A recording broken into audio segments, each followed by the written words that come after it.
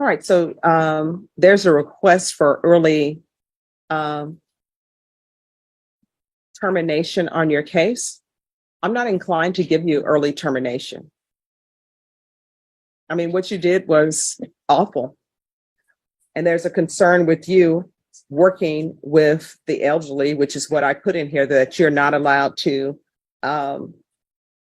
have any work with vulnerable persons, any elderly people. So you want to be terminated early. Why should I do that? Because, I mean, yes, I understand what I did was wrong. But I've never violated probation. I've never failed a drug test. I hold a steady job, and it's not even in the medical field anymore. I've been doing good. I know what I just want to put this past me and then just move forward with myself, better myself for my kids and myself. Kids or baby goats? I wish people would stop My children. Thank you. I wish people would stop using the word kids for children. The complainant wants to move forward too, but you know why the complainant can't really move forward? They don't have their engagement ring. So where's their engagement ring? I'm not sure. Find their engagement ring, and then maybe I'll consider early termination. It was, I don't know what they said, what happened with it, but I know it was, from my understanding, it was pawned in the pawn shop or something. Well, I mean, this is an engagement ring that you're responsible for. So what do you mean? You're saying your understanding that it was pawned in the pawn shop. You're acting like some phantom did that. Who pawned it in the pawn shop? Myself. All right, so where is their engagement ring? They want their engagement ring. You're before me saying you want your probation terminated early because you're ready to move on with your life. She wants her engagement ring. And since this is an elderly person, that means that engagement ring, they probably had it since who knows where, how long. And that engagement ring cost that person $15,000. And how much did you pawn it for? I don't even remember. It's been a few years now. Yeah. See, here's the thing. You commit a crime. And for you, it's like, oh, I'm done. I don't even remember. No, it's not. Yeah. I'm not giving you early termination. You're going to do every bit of the 8 years that you're on for this probation. And you need to sit and think about the engagement ring that you stole from an elderly person when they allowed you into their home to take care of them, and you went and pawned it. And you're walking around enjoying your best life, wearing eyelashes that are too long. I don't know why people are doing that. I think that's a new style or something, but no. So you are not going to be offered probation early. So probation, please tell probation officers to quit submitting me documentation asking for her to be taken off early. I'll only truly consider taking you off probation early if you return her $15,000 engagement ring that you took to some pawn shop and they probably gave you maybe $200 for it. She wants her engagement ring back, and you should want her to have it back. And then until you internalize what you did to her, an elderly person allowing you into their home to work and you stealing their engagement ring, you have learned nothing on probation. That's all. The answer is no. Judge, may I approach you? Yes. Court is calling 2022 CR 11474W, State of Texas versus Destiny Argumedo. Could I have the parties announced for the record for the state? Daniel Escobar for the state of Texas. Defense? Cheryl Patterson for the defense. All right. And are you Destiny Argumedo? No, ma'am. Well, Amanda Destiny Argumedo. All right. I'm showing you what's entitled motion to revoke. I'm sorry. Judge, really quickly, sorry to interrupt. Defense and I had spoken. I think defense had filed a motion for competency eval. That's what we wanted to approach on. So where are we on the competency? I filed the motion. I don't know that anything has happened. All right. When was the motion filed? I believe it was early part of last week. Oh, they're right. Okay. Thank you. All right. So it's been referred to magistrate's court. So, Ms. Ferguson, I need a reset on this. Can you let the magistrate know that she doesn't need an informal inquiry that she just needs an evaluation? Your Honor, we'd actually, in speaking with the prosecutor and with my client, we'd actually like to withdraw that motion. We feel that she just did not understand the questions and was very nervous that day. Okay. All right. We're on the record then. Are you Amanda or Destiny Argamata? Yes, ma'am. Can you raise your right hand for me? Do you solemnly swear or affirm the testimony you give will be the truth and nothing but the truth, so help you God? Yes, ma'am. All right, you can lower your hand. Do you know who your attorney is? Yes, ma'am. Who is your attorney? It's hard to pronounce her last name. Okay, what's her first name? Sorry. Can you point to your attorney? Who's your attorney? All right. Have you had a chance to discuss her and discuss your case? Yes, ma'am. What are you on probation for?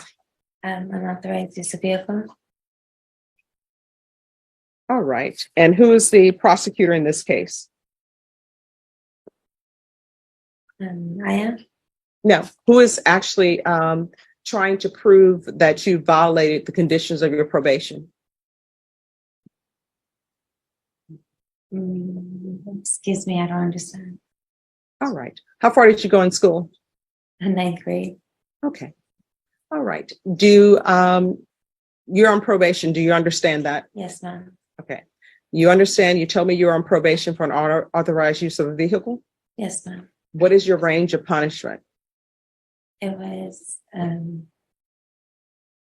years of probation and parenting classes. All right. If I were to send you to prison or to the state jail facility, how much time could I give you?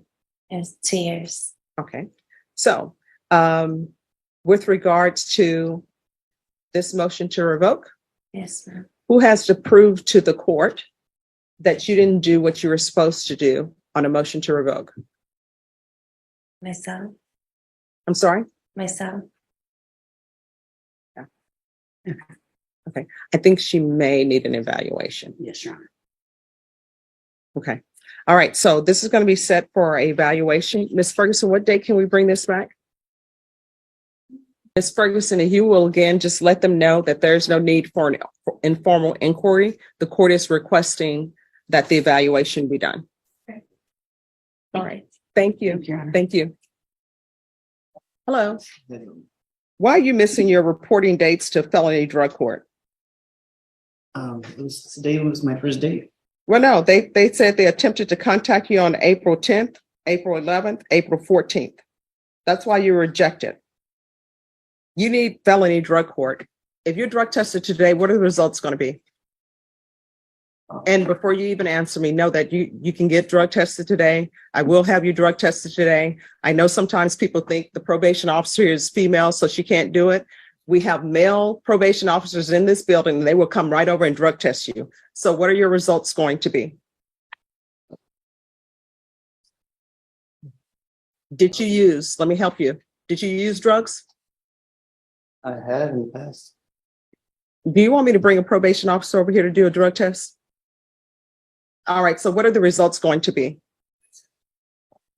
All right, what are you going to be positive for?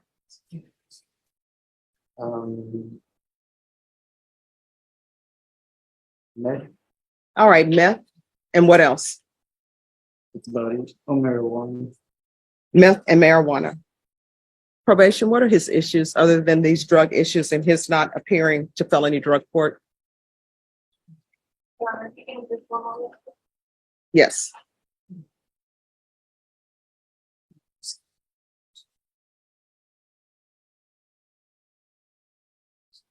And is it going to be heroin as well? Because last time you were here, it was heroin as well.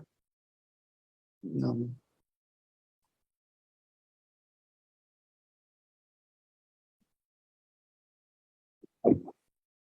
Thank you. Only been on probation a month at this point. So it really hasn't given enough time to complete the other terms of his probation. He did report no issues there. He's reporting, except for he was not putting in to report for his felony drug court. All right. We're going to get a date for you today for felony drug court, Mr. Gomez. If you miss that appointment, a motion to revoke is going to be filed. You understand? Yes, ma'am. So We're going to do it one more time. Do you have a telephone number? Yes, ma'am. I've been getting the messages. Well, why you not been reporting to them if you've been receiving messages? Well, this was the date today. All right. I think there's some drug cloudiness going on here. So, and I mean that in all sincerity. I'm not trying to belittle you or anything. I'm trying to save your life, because last time you were here was a heroin issue. Now it's a meth and marijuana issue. If you do not take care of these issues, what's going to end up happening is either you're going to end up in prison, or either somebody's going to find you on the street because you're going to get a bad batch of drugs. Do you understand? Yes, ma'am. All right. So let's do a re-referral to felony drug court.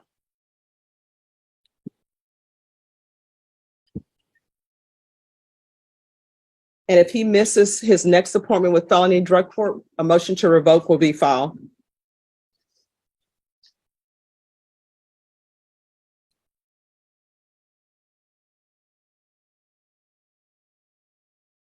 All right, thank you.